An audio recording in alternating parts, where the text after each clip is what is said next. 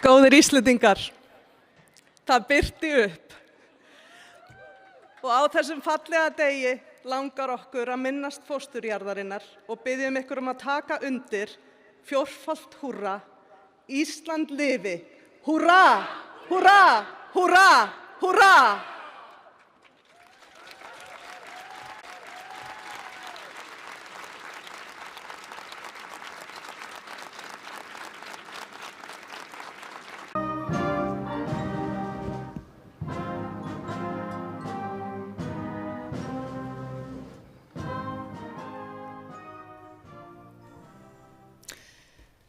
Halla Tómasdóttir, forseti Íslands, til hamingju með daginn. Takk fyrir. Þú stendur á tímamótum, ertu að taka við nýju embættið, þú ert 7. forseti lýðveldisins. Já, hvaða væntingar hefurðu til þessa embættis? Mér langar til að vera forseti sem að valdeflir sem flesta til að taka þátt í þessu samfélagi. Og ég segi stundum söguna, Jóhanna, frá því að ég var 7 ára gömul og íslenska konur ákvaða að vinna engin störf þann dag og ekkert gekk upp í íslensku samfélagi. Og ég spurði eina systur mömmu, þetta var afmælisdagur mömmu, af hverju þær væri ekki að störfum, af hverju bræður þeirra og eiginmenn þurftu að sjá að uppvarta og uppvaskið. Og þá sögðu þær mér að þær vildu sýna að þær skiptu máli. Og ég man ennþá þessa tilfinningu frá 7 ára aldri, hvernig ég fann fyrir því í brjóstinu að mig langaði til að skipta máli. Og síðan eftir áratuga reynslu að vinna með fólk og allan heim hef ég áttað mig á því að það skiptir okkur öll miklu máli að gera gagn og láta gott af okkur leiða. Þannig að ég vonast til þess að vera forseti sem að hjálpar okkur sem þjóð að koma saman, vinna saman, tala saman og horfa til lengri tíma hvað næstu 80 ár á Íslandi eiga að snúast því að við erum 80 ára gamalt lýðveldi í ár. Hvert stefnum við og hvert viljum við halda sem samfélag og ég held að forseti geti þar spilað mikilvægt hlutverk. Hefur þið haft eitthvað tök á að undirbúa þig fyrir embættið á síðustu vikum? Já, auðvitað hefur maður hugsað alveg frá því að maður gaf kost á sér og í mínu tilfelli þá hef ég gefið kost á mér áður og ég hef horft á þetta embætti lengi og velti fyrir mér hvaða hlutverki það gegnir í íslensku samfélagi lengi. Og auðvitað frá kjördegi 1. júní hef ég verið að hugsa það. En það verður að segjast eins og að mikil vinna fór í að undirbúa daginn í dag. Þannig að ef við ekki að segja að ég er margt ólært. Og ég sé spennt að vinna með samstarfsfólki og ólíkum aðilum allt samfélag að því að móta hvernig við getum virkjað embættið til góðs. En er eitthvað svona sem hefur komið þér á óvart eða eitthvað sem þú hefur lært af sem að þú vissir ekki? Það er reyndar margt, já, sem að hefur komið á óvart og ég held að það muni halda áfram að koma á óvart. En ég er lærdómsfús. Ég held að ég hafi yfirleitt svona hætt frekar í verkefnum ef ég er hætt að læra og ég sé að í þessu verkefni mun ég læra á hverjum einasta degi eins og Guðni hefur sagt eftir sína 8 ára forsetatíð. Þannig að það mun koma mér eitthvað óvart væntanlega á hverjum einasta degi en ég er mætt til leiks til að læra. Auðmýk gagnvart því að þetta hlutverk er fyrst og fremst þjónusta við hagsmuni Íslands og Íslendinga og þess vegna þarf ég ekki að hafa öll svörin. En ég ætla að reyna að vera forseti sem er duglegur að spyrja góðra spurninga og vinna vel með öðrum. Þú hefur líka talaður um það í ávarpinu hér fyrir í dag að það væri lítið traust í samfélagið og þú áréttaðir það hérna í ávarpinu og að margir hafi misst tiltrú almennings og það hafi valdið ákveðnu sinnuleysi meðal kjósenda. Hvernig sérðu fyrir þér að þú getur breytt þessu eða haft áhrif á þessa þróun? Ég held að traustið sé stærra heldur en bara að tiltrú kjósenda hafi minnkað og sérstaklega kannski ungu fólki. Ég held að trúin á viðskiptalífið, trúin á fjölmiðla, trúin á ýmsar stofnanir samfélagsins og traustið sé lægra en áður hefur verið. Og ég veit bara eina aðferð til að byggja traust og það er að tengja fólk saman og tala saman og hlusta á hvort annað og sýna hver öðru virðingu, setja sig í spor annara, að vera nálægt hver öðru því að dómharkan er auðveld þegar við erum langt frá hver öðru. En hún er einhvern veginn, hún minnkar og traustið vex þegar við tengjum hvert við annað, tengjum við náttúruna og tengjum við það sem að raunverulega skiptir máli og ég held að við séum því miður komin dálítið langt frá þessu og þetta sé að valda ákveðnum áskorunum í okkar samfélagi og þess vegna sé andleg og samfélagsleg heilsa ekki sem skildi og ég held að forseti geti ávarpað það og með mörgum öðrum gert átak í því að við lyftum okkur úr þessum hjólförum því að ef við horfum til nágrannasamfélaga þá vitum við að traustið ef það grefur undan því að fólk taki þátt í lýðræðinu, ef það grefur undan því að við getum unnið saman, talað saman, þá er rosalega erfitt að takast á við þau flóknu verkefni sem að blasa við. Ertu bjartsýn á að hafa erindi sem erfiði? Já, ég tilenga mig viðhorf sem að ég kalla þrjóska bjartsýni sem þýðir að stundum vakna ég á morgnana eins og aðrir og horfi á stöðunni í samfélaginu og stöðunni í heiminum og get alveg fundið fyrir því að það verði yfirþyrmandi. En ég veit bara eina leið til þess að komast upp úr þeim hugsunum eða því hugarfari sjálf og það er að ákveða og spyrja sjálf mig hvað get ég gert. Og ég bauð mig fram til þess að reyna að gera gagn hvað þetta varðar. Þú lagði mikla áherslu á þáttöku ungs fólks í þinni kosningabaráttu og sagðir að þú vildir valdefla unga fólkið. Já, með hvaða aðferðin viltu gera það? Ég er mjög Viltu það hafa vantað? Já, það hefur vantað og þau segja það við okkur. Ég lagði mikla áherslu á að hlusta og hitta ungt fólki og gefa þeim í rauninni tækifæri til þess að vera sjálfstæð í kosningabaráttunni sem var ákveðin áhætta en þau stóðu virkilega undir því og ég er stolt af því að þau tóku þátt í þessum kosningum í miklu meira mæli en áður, mesta í 30 ára hefur mér verið sagt. En það sem að ég er að upplifa er þau vilja ekki láta tala til sín eða við sig. Þau vilja fá sæti við borðið og taka þátt í að móta sína framtíð og það eru ný viðmið og ný gildi sem skipta þau máli. Þannig að ég held ekki að það sé bara unga fólki sem þarf að fá sæti við borðið. Ég heyri eldra fólk líka segja það hlustar enginn á okkur. Hvar fær rödd okkar að njóta sín. Þannig að ég er áhugamanneskja það sem ég kalla kynslóðasamtal og samstarf og kynslóðajafnrétti. Því að í rauninni held ég að við þurfum að horfa bæði til eldra fólksins okkar og unga fólksins okkar og gefa visku og reynslu eldra fólksins meira pláss og nýrri sýn og nýjum áherslum unga fólksins líka meira pláss.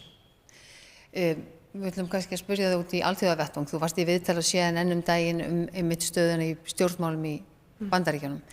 Sérðu fyrir þér að tjá þig á alþjóðavettvangi stjórnmálin þar eins og kannski innanlands?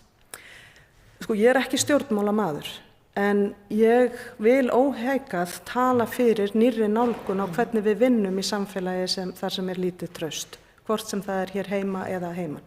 Við þurfum að taka upp ný vinnubrögð þar sem að stjórnvöld, atvinnulíf og samfélagið allt kemur saman með uppbyggilegri hætti heldur en við erum að sjá víða í kringum okkur. Og ég verð alltaf málsvari hagsmuna Íslands og Íslendinga og bæði hér heima og heiman. En ég er algjörlega, það er skýrt fyrir mér að ef að við Íslendingar getum ekki sjálf tala saman og unnið saman og mótað þá sýn sem að við viljum fara á eftir hér heima, þá getum við ekkert verið öðrum fyrirmynd. Þannig að ég vil setja mikla athygli hér heima, byggja traust og tengsl við sem flesta sem eru sammála því að við þurfum að lyfta okkur upp og horfa til lengri tíma og læra aftur að tala saman og vinna saman og ég held að ef við veljum að vera friðsæl þjóð sem hefur hugrekki til þess að setja kannski mýkri gildi á dagskrá, þá getum við verið öðrum fyrirmynd í hörðum heimi. Þannig að þú sér alveg fyrir þér að beita þér jafnt innanlands sem utan fyrir þín hugðarefni? Já, því ekki, en því að þetta embætti er að mínum að þetta ákaflega mikilvægt fyrir hagsmuni Íslands í samfélagi þjóða. En við getum ekkert beitt okkur erlendis nema við getum staðið okkur vel hérlendis. Þannig að ég held að það þurfi að gæta góðu jafnvægi þar og mig langar að vera forseti allra sem hér eru og þannig vera fyrirmynd í heimi sem að sárlega þarfnast ljós í því myrkri sem að víða ríkir. Hér er stjórnmálin heima, það tala margir að það sé órói í stjórnmálun hér heima og það verður kosið til Alþingis í síðasta lagi á næsta ári. Já, sumir tala gjá milli þings og þjóðar. Er þetta eitthvað sem veldur þér áhyggjum? Það veldur mér kannski ekki áhyggjum frekar þarna en annars staðar. Ég held að við séum á róstursömum tímum yfir höfuð. Já. En ég er algjörlega viss það að áskorunum er ekki að fara að fækka. Við erum bara á þannig tímum að áskorunni hérna innanlands og á heimsviðinu verða fleiri. Þannig að ég held að það geti skipt máli að vera með forseta sem vill byggja brýr, vill hjálpa fólki að koma saman á á nýjan og uppbyggilegri máta heldur en við kannski höfum séð síðustu misseri og ég vona að ég geti lagt mitt að mörkum þar. Nú, við segjum það verður kosið til Alþingis í síðasta lagi á næsta ári og þegar að Guðni tók við embætti 2016 voru nú miklir umbrotatímar. Já, eftir kosningar að þínu mati, hver á að fá umboð til þess að mynda ríkisstjórn að þínu mati? Það er ómögulegt að segja það áður en kosningarnar hafa átt sér stað að mínu mati en hefðin er kannski þannig að sigurvegari kosningarna eða sá sem er mest fylgi fái vanalega stjórnarmyndunarumboðið en þetta er orðið flóknara, við sáum það einmitt að þessu dæmi sem þú vísar í með Guðna en við vitum líka að það er fleira sem skiptir máli heldur en atkvæðamagnið og það er ekki víst að það verði afgerandi skýrt hjá einum aðila út úr þessum kosningum þannig að ég myndi vera forseti sem að stendur undir þeirri ábyrgð sem er í stjórnarskrá og að tryggja að það sé starfshæf ríkisstjórn og það getur komið fleira til en atkvæðamagn þegar því kemur. Við þurfum fólk sem getur unnið saman, tala saman. Við þurfum að mynda ríkisstjórn þannig að það getur verið fleiri en atkvæðamagn. Þannig að forseti þarf kannski að reyna svona meira líka bara á eigið hyggjuvit. Já og auðvitað vonandi reyna að skilja, þetta er allt saman fólk, reyna að skilja hver hefur getu til þess að setja saman starfhæfa ríkisstjórn. Hefur þið hugsað mikið það að forseti hefur valdið þess að neita að staðfesta lög? Finnst þér, er það eitthvað sem að þú hefur hugleitt? Það er óhjákvæmilegt að hugsa það því að þessar spurningar komu svo mikið upp fyrir okkur öll sem gáum kost á okkur í vor. Og ég sagði þá og ég segi það núna að það er að mínum mati örþrifaráðið. Það er þegar okkur tekst ekki að vinna saman og tekst ekki að ráða með eðlilegri leiðum fram úr því hvert við viljum halda sem samfélag. Ég ætla að leggja alla áhersluna á að reyna að leiða fólk saman til þess að leysa þau mál áður en til þess kemur að þurfa að setja lög í þjóðaratkvæðagreiðslu. En ég mun ekki óttast það ef að til þess kemur. Guðni sagði í viðtali við okkur í gærkvöld og hans síðasta starfsdegi að starfið væri kannski erilsamara heldur en hann hafði gert sig grein fyrir og sviðsljósið væri meira. Ert þú og því fjölskyldan reiðubúin? Ég veit ekki hvort að nokkur getur verið alveg reiðubúin fyrir þetta hlutverk og Guðni sagði það nú líka við mig en ég hef alltaf unnið mikið og ég mun ekki kvenka mér undan því að vinna mikið. Og þetta með sviðsljósið er auðvitað ekki endilega ástæða þess að fólk gefur kost á sér í svona störf og jafnvel er það að verða ástæða til þess að sumir gef ekki kost á sér til þessara starfa á opinberum vettvangi og það er eitthvað sem ég hugsa mikið Þannig að eigum við ekki að segja að ég sé með breitt bak en opið hjarta og ég ætla að reyna þurfa ekki að byggja upp þykkan skráp til þess að standa þessa vakt og ég vona að Íslendingar haldi áfram að gera það sem Guðni einmitt talaði í viðtali sínu við þig að leyfi börnunum mínum og jafnvel eiginmanni mínum og okkur sem fjölskyldu áfram að vera fólk, vera manneskjur. Já, og þið ætlum að búa á Bessastöðum, ekki satt? Við ætlum að gera það. Leið og Bessastöður eru tilbúnir til að taka við okkur, þá flytjum við þangað. Börnin eru reyndar á leiði sitt síðasta ári í háskólanámi, þannig að þau væntanlega verða fyrst með okkur þarna jólin, en við erum spennt að flytja á Bessastöði og hlökkum til að verða álftnesingar. Já. Halla Tómasdóttir, forseti Íslands, það er 1. ágúst og morgun er 2. ágúst. Hver verða fyrstu embættisverk Höllu Tómasdóttir? Já, við ætlum að vera viðstödd setningu þjóðhátíðar.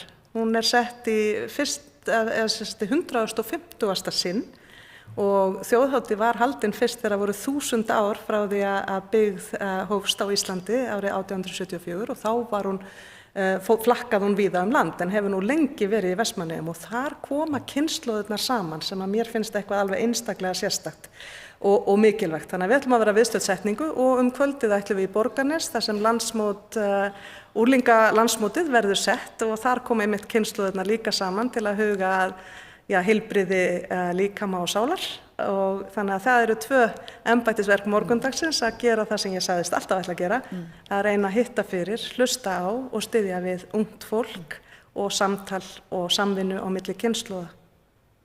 Og einmitt eins og sagðir í ávarpinu síðar í mánuðinum þá ætlið þið að fara á Ólympíuleika fatlaðra. Já, ég er dóttir þroskaþjálfa og það er einstakur heiður að við fáum að fylgja keppendum okkar á Ólympíuleika fatlaðra í lok ágústmánaðar. Og svo tekur auðvitað bara við Jóhanna að hitta formenn flokka og ráðherra ríkisstjórnar og fulltrúa félagasamtaka og unga fólkið sem að meðal annars kemur á Bessastaði í kvöld til að fagna og fyrir okkur hjónin að sýna þeim þakklæti því að sjálfboðaliðar okkar voru ungir og fjölmargir og við fáum að þakka þeim í kvöld. Þannig að unga fólkið er fyrst til að koma á Bessastaði. Halla Tómasdóttir, takk kærlega fyrir spjallið. Takk sömuleiðis.